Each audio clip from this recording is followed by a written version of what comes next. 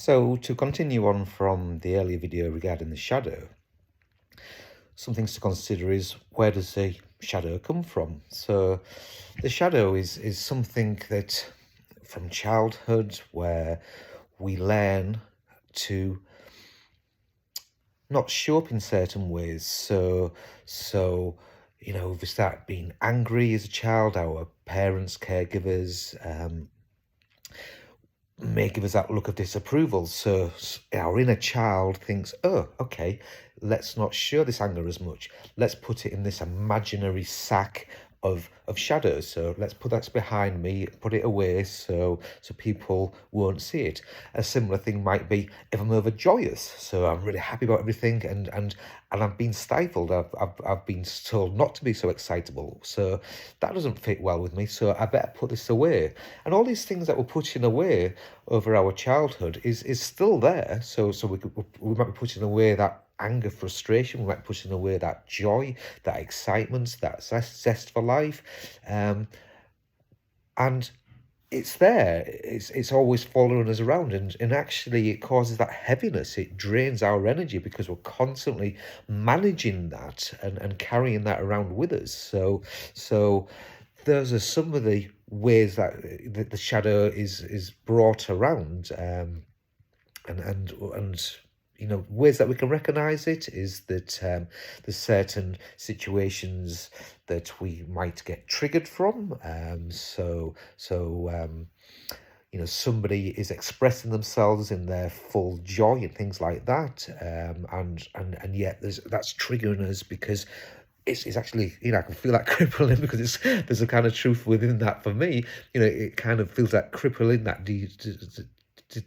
debilitating kind of energy, that somebody can be so expressive in their life, because it felt for me, in part, and there's no blame or anything. I felt that there was that stifle inside, and that I couldn't show that full expression. So that trigger is also a treasure, because it's a roadmap to, okay, there's something that's actually causing pain within my body. There's a shadow element there. What is it that's actually caused it? And because I've found that trigger, and I know what it represents and how to work with it, and I have done the work on that, the trigger is actually a treasure. So it can be things that we recognize within others, or situations, and just even the judgments of people. We judge somebody for a certain action, and is there not a truth that we actually are seeing something in somebody that we own within ourselves? In fact, one of my very first NLP kind of classes, I must have done maybe 15, 16 years ago or something, we did exercises where we actually expressed what we saw in other people.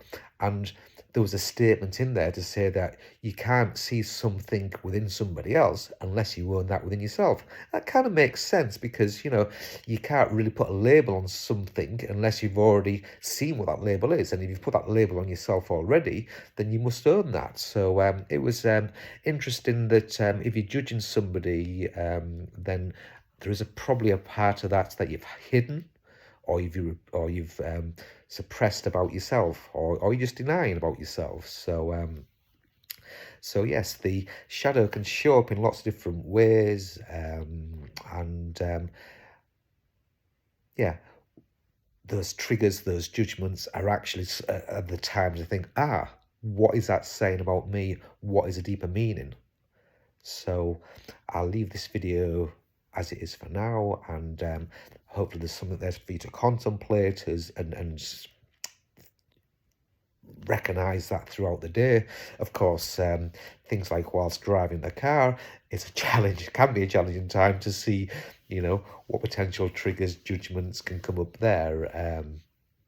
So yes, as I say, I leave that there for now, and lots of love, and ciao for now.